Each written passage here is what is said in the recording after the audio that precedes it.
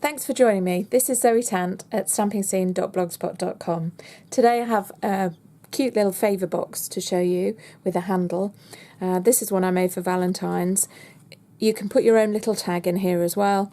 You can fill it with scrunch and then add various gifts, whatever you want to put in it. So, to get started, I started with a piece of 12" by 12" patterned paper. I've cut off a 3" wide strip. That leaves me with a piece that is 9" by 12", which I'm going to use my trimmer and I'm going to score on both sides every 3 inches. So at 3 and 6. And then turn it around and score at 3, 6 and 9 inches. Just want to get it as near as we can. Okay, then we can put the trimmer out of the way.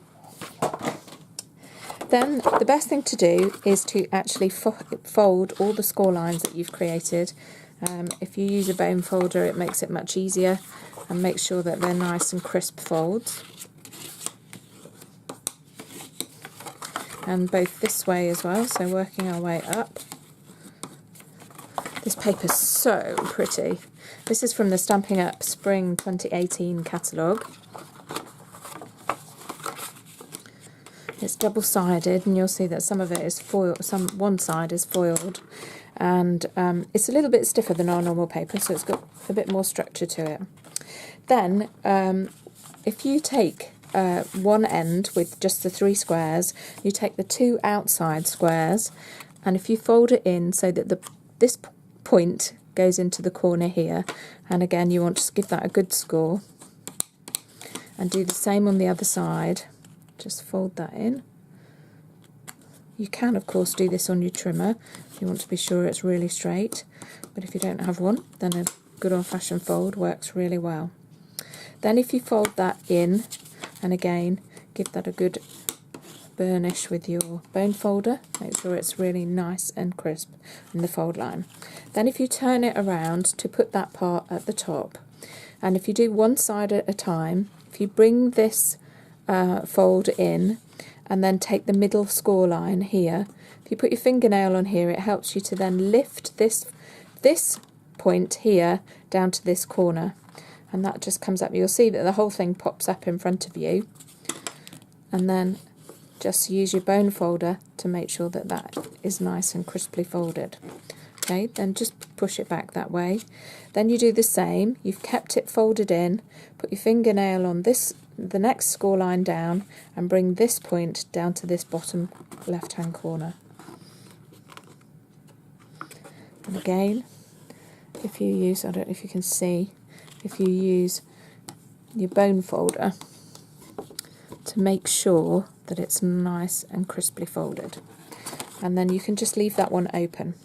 Then you take the other side and you do exactly the same thing. If I lift this one up so you can see that there's 4 sections, and you want to just fold that over, take the middle score line, so we've come down 1, 2, this middle score line, this point needs to come over to this corner, so you just put your fingernail on there, lift it up and then line it up so you can see that it's lined up along the side there.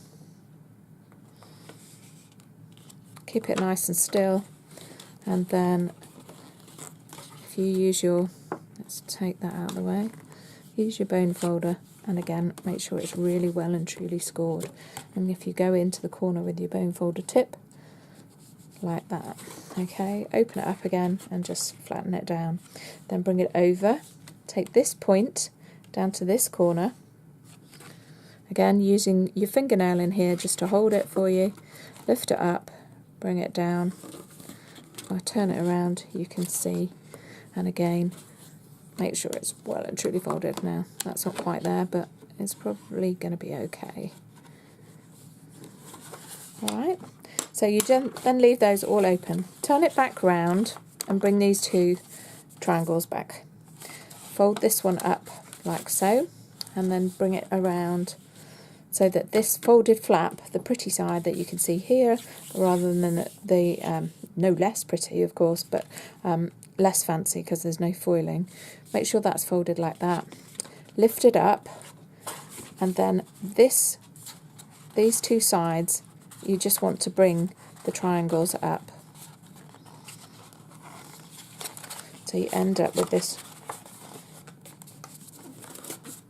odd shape here. Again, keep burnishing the score lines so that they're nice and crisp. Okay, then if you come round to one side, lift that one up there.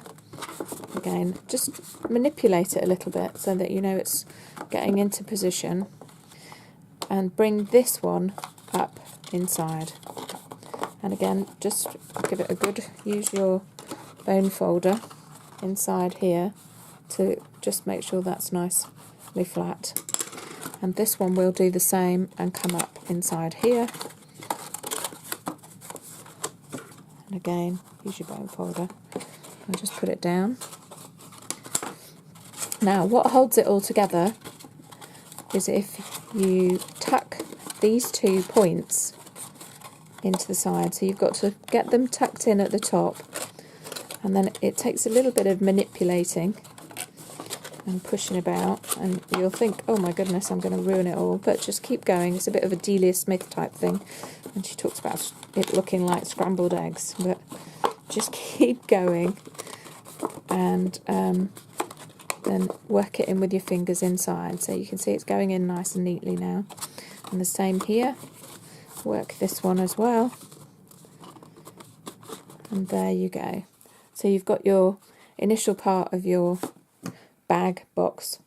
Now, what I did as well to add a little bit of extra strength, this is now 3 inches square, and you can put just under 3 inches, or it's about 2 and 7/8 square piece of card, or about 7.5 centimetres square, and you can just tuck that into the bottom so that you've got a little bit more strength. And I've used Berry Burst to coordinate with the pattern paper that I'm using. Okay, so that's the basis of our basket. If we put that to one side, then with the strip that I cut off that is 3 inches by 12 inches, you can possibly see that I've scored it down the middle at 1.5 inches. You don't have to score it, you can just fold it. And ideally, you might find that folding is easier than scoring, because you can end up with a little excess, but that can become the underneath side of our handle. Again, make sure it's nicely scored. Then I'm using some tear tape, double-sided sticky tape. I'm going to put a piece along, all the way along, as near to the edge as possible, remembering that I've not quite folded it totally in half, so just tear that away. Give that a good rub so that it releases a little bit easier, and pull that up and tear that off like so. Okay, and then if you just work from one end and push that down all the way, then using your bone folder, just curl the strip just gently to break the fibres so that you can start to make it curl like a handle. Then if you put strips of tear tape, and you don't want to go any more than 3 inches at either end because the box is 3 inches. So if we put what we can do is just hold it on there,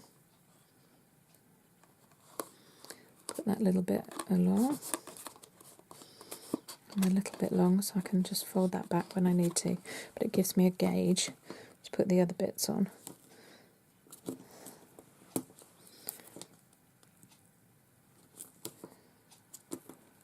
So do that at both ends.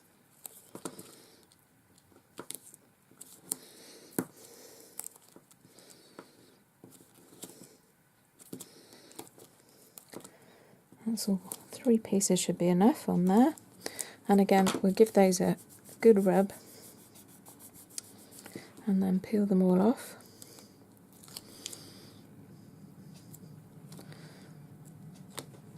Of course, they never come off when you want them to.